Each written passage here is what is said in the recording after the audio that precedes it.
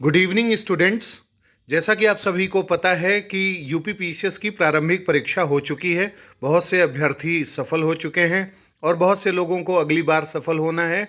जो लोग मेंस परीक्षा देने जा रहे हैं उनसे वायदा किया गया था कि मेंस की एक आंसर राइटिंग श्रृंखला शुरू की जाएगी, जिसमें ये चीज़ों पर डिस्कस किया जाए कि यूपी पीसीएस मुख्य परीक्षा का पैटर्न क्या है, ट्रेंड क्या है, उसके जो क्वेश्चंस हैं उनका एनालिसिस किया जाए, संभावित सवाल क्या बन सकते हैं, किस तरीके से अभी तक सवाल पूछे गए हैं, कैसे चीज़ों को मैनिपुलेट भी किया जाता है उसमें, मतलब क्वेश्चंस में अप्स एंड डाउन्स कौन से रहे हैं, कभी चैलेंजिंग क्वेश्चंस दिख जाते हैं, थोड़ा ट्रिकी होते हैं, कॉम्प्लेक्स होते हैं, उनको कैसे डील किया जाए।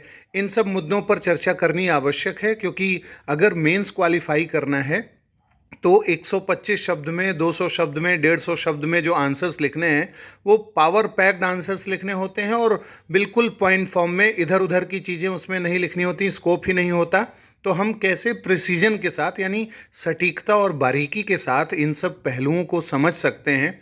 और सबसे बड़ी बात कि जो क्वेश्चंस का डिमांड है, जो उसका ट्रेंड है, उसको कैसे समझा जाए, कैसे अच्छे इंट्रोडक्शन लिखे जाएं, और जो आंसर की पूरी बॉडी है उसमें किस तरीके से क्या क्या चीज़ें कहाँ प्लेस करनी है जिससे इम्प्रेसिव आंसर बने। और उसके साथ साथ एक इम्पॉर्टेंट ये भी पहलू है कि क्वेश्चन को कैसे समझें। मान लीजिए उसमें पूछा गया है कि क्रिटिकली एग्जामिन करना है या रिव्यू करना है या फिर इवेलुएट करना है, अलग अलग लेवल के, जैसे कमेंट, टिप्पणी कीजिए, इस तरीके के सवाल होते हैं। उसमें एग्जैक्टली लिखना क्या होता है और हम एक अच्छा निष्कर्ष कैसे दे सकते हैं, हमें कौन कौन सी बातों का ध्यान रखना चाहिए। क्या हम इंग्लिश में लिख सकते हैं उसमें सेंटेंसेस कुछ, या कुछ कोई टर्मिनोलॉजी लिख सकते हैं या नहीं लिख सकते। इन सब पहलुओं पर डिटेल में चर्चा करेंगे। और जो अलग अलग सेगमेंट्स हैं उस पर यूपी पीसीएस में आप समझ लीजिए कि मॉडल जो आंसर है, क्वेश्चन आंसर सेशन, उसकी शुरुआत करने चल रहे हैं। और इसमें डिस्कस करेंगे एक एक प्रश्न पर और उसके आंसर्स पर, आंसर में कौन कौन से अच्छे पॉइंट्स आएंगे, इन सब पर डिस्कस किया जाएगा। और इसके अलावा हम देखेंगे, मतलब जितने भी डायमेंशंस हैं, यूपी स्पेशल की भी चीज़ें देखेंगे, पेपर 5-6 की देखेंगे, आईआर देखेंगे, internal security, environment, modern history, तमाम ऐसे एरियाज़ हैं जहां पर चीज़ों को डिस्कस किया जा सकता है।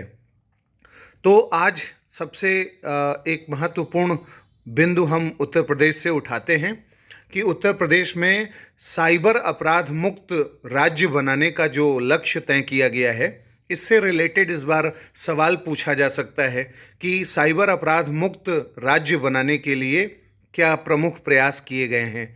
ऐसे सवाल में हमें सबसे पहले एक अच्छा सा इंट्रोडक्शन लिखना होता है, क्योंकि साइबर अपराध मुक्त बनाना अगर गोल रखा गया है, इसका मतलब साइबर क्राइम एक बहुत बड़ी समस्या है, एक गंभीर बात है जिसे दूर करना है। तो सबसे पहले साइबर सिक्योरिटी का जो इम्पोर्टेंस है वो आप इंट्रोडक्शन में लिखेंगे। यानी कि किसी भी राज्य में या किसी भी देश में जो क्रिटिकल इंफॉर्मेशन इंफ्रास्ट्रक्चर होते हैं उन सबको सुरक्षित करना आवश्यक है। यानी जो अति गोपनीय सूचनाएं हैं या वित्तीय सूचनाएं हैं, सैन्य सूचनाएं होती हैं, और अन्य प्रकार के जितने भी स्वास्थ्य से संबंधित सूचनाएं हैं, परिवहन क्षेत्र की सूचनाएं हैं, ये सब जो सूचनाएं होती हैं इनका एक आर्थिक मूल्य होता है। और इसके इकोनॉमिक वैल्यू को देखते हुए ही जो साइबर क्रिमिनल्स होते हैं वो अटैक करते हैं, साइबर अटैक करते हैं, और फिर उसके बाद वो फिरौती मांगते हैं। रैंसमवेयर, स्पैमवेयर, स्पाईवेयर, मालवेयर, तमाम तरीके के मैलिशियस सॉफ्टवेयर प्रोग्राम्स बना करके कंप्यूटर सिस्टम को ब्लॉक करने की कोशिश की जाती है और उसके बाद अलग अलग लेवल पर फिरौती मांगी जाती है। तो इससे साइबर क्राइम, तो एक इंट्रोडक्शन इसमें बताना आवश्यक है कि जो क्रिटिकल इंफॉर्मेशन इंफ्रास्ट्रक्चर होते हैं उसको प्रोटेक्शन देना किसी भी देश की अर्थव्यवस्था या किसी राज्य की अर्थव्यवस्था के लिए जरूरी है। तो इसलिए ये बहुत इंपॉर्टेंट हो जाता है कि हम यूपी में जो क्रिटिकल इंफॉर्मेशन इंफ्रास्ट्रक्चर हैं उनको प्रोटेक्ट करें। और जो एनसीआरबी की रिपोर्ट है, नेशनल क्राइम रिकॉर्ड ब्यूरो की रिपोर्ट है, वो कहती है कि 2022 में तो सेकंड पोजीशन पर था साइबर क्राइम में उत्तर प्रदेश, और जो 2023 में आंकड़े दिए गए उसमें कहा गया 8वें नंबर पर है। 10,000 से अधिक केसेस रहे, तो साइबर क्राइम का जो ये मामला है पूरा, इसको दर्शाया जा सकता है शुरुआत में। और अगर ग्लोबल या नेशनल लेवल की अगर हम बात करें तो कुछ और आंकड़े दिए जा सकते हैं। जैसे एक आंकड़ा ये दिया गया था कि 2024 में, अकेले 2024 में 12,000 करोड़ रुपए का इकोनॉमिक लॉस हुआ है साइबर क्राइम के चलते। अगर हम पूरा ओवरऑल देखें साल भर का जो मामला है, तो 1.26 लाख करोड़ रुपए का इकोनॉमिक लॉस हुआ है। और हर भारतीय जो है प्रति मिनट 1.5 लाख रुपए साइबर क्राइम में खो रहा है। तो एक मतलब जो चैलेंज है, जो सीरियसनेस है साइबर क्राइम का, सबसे पहले उसे शुरुआती पैराग्राफ में दर्शा देना है। और उसके बाद जो उत्तर प्रदेश में साइबर अपराध मुक्त जो लक्ष्य है और उसमें जो प्रयास किए जा रहे हैं उसको बताना है। चूँकि बहुत ढेर सारे प्रयास किए जा रहे हैं, तो अगर आप बहुत ज़्यादा लिख देंगे तो बहुत फैक्चुअल हो जाएगा, लेकिन जो सबसे इम्पॉर्टेंट चीज़ें हैं वो इसमें शामिल करनी आवश्यक हैं। जैसे साइबर क्राइम पुलिस स्टेशंस हर ज़िले में बनाने की बात की गई है उत्तर प्रदेश में। ये एक बहुत इम्पॉर्टेंट कदम है। साइबर हेल्प डेस्क्स, जितने भी पुलिस स्टेशन हैं उसमें साइबर हेल्प डेस्क होगा। ट्रेंड साइबर सिक्योरिटी पर्सनल होने चाहिए हर लेवल पे, ऐसा उत्तर प्रदेश पुलिस ने कहा है। क्योंकि जो साइबर सिक्योरिटी पर्सनल्स होंगे ट्रेंड, वो साइबर अवेयरनेस को बढ़ाने में महत्वपूर्ण भूमिका निभा पाएंगे। इसके अलावा उत्तर प्रदेश में यूपी पुलिस साइबर वेबसाइट हाल के समय में लॉन्च किया गया है, जो कि वेबसाइट सिटीजन फोकस्ड सर्विस देता है। इसके अलावा ये जो ट्रेंड साइबर सिक्योरिटी पर्सनल होंगे, इनको जो रिसोर्स मिलेगा वो यूपी फोरेंसिक साइंस इंस्टीट्यूट से मिलेगा। यानी यूपी फोरेंसिक साइंस इंस्टीट्यूट का भी इस्तेमाल करते हुए साइबर क्राइम्स को हटाने में, कम करने में कार्रवाई की जाएगी। इसके अलावा डिजिटल वॉरियर्स इनिशिएटिव शुरू किया गया यूपी पुलिस के द्वारा।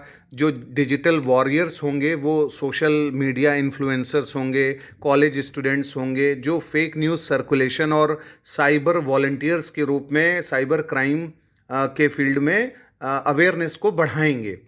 तो साइबर वॉलंटियर्स एक बहुत महत्वपूर्ण इनिशिएटिव है। साइबर क्लब्स खोलने की बात की गई है स्कूल्स और यूनिवर्सिटीज़ में, जहाँ पे एक टीचर होगा, हर मतलब इंस्टीट्यूट से एक टीचर नोडल ऑफिसर के रूप में भूमिका निभाएगा। मिशन शक्ति उत्तर प्रदेश में चलाई गई है, उसमें स्कूल जो गर्ल्स हैं उनको साइबर सेफ्टी के लिए एजुकेट करने की बात की गई है कि कैसे वो साइबर फ्रॉड के बारे में जानेंगे। डेडिकेटेड साइबर हेल्पलाइन 1930 चलाने की बात की गई और ये चल रहा है, जिसमें जो साइबर फ्रॉड्स हैं उससे रिलेटेड कंप्लेंट्स को दर्ज किया जाता है। आरबीआई का जो सचेत पोर्टल है और जो ISEA का प्लेटफॉर्म है, इन सब से रिसोर्सेज को इसमें लिया जाता है। तो कहने का मतलब ये है कि अलग अलग मल्टीपल लेवल पे साइबर सिक्योरिटी के लिए प्रयास किए जा रहे हैं, क्योंकि साइबर जो अपराध हैं इनसे निपटने के लिए कोई एक यूनिलैटरल एक्शन नहीं लिया जा सकता। कई स्टेक होल्डर्स की इसमें भूमिका है और मल्टीपल स्टेक होल्डर्स जब इसमें लगेंगे तब जाकर के इस चीज़ को अचीव किया जा सकेगा, यानी साइबर सिक्योरिटी के लक्ष्य को प्राप्त किया जा सकेगा और साइबर अपराध मुक्त उत्तर प्रदेश बन पाएगा। इसमें जो साइबर डोम मॉडल है केरला का, उससे भी इंस्पिरेशन लिया जा सकता है। कैसे एक सेंटर ऑफ एक्सीलेंस के रूप में जितने भी हितधारक हैं साइबर सिक्योरिटी के फील्ड में, उन सबको एक बैनर तले ला करके उनके बीच में कोऑर्डिनेशन को बढ़ावा दिया गया है। तो साइबर सिक्योरिटी को अगर बेहतर तरीके से एग्जीक्यूट करना है इस ऐसे प्रोग्राम्स को, तो इसके लिए जो नेशनल साइबर सिक्योरिटी पॉलिसी है 2013, उसके भी जो महत्वपूर्ण बिंदु हैं उस पर भी ध्यान दिया जा सकता है।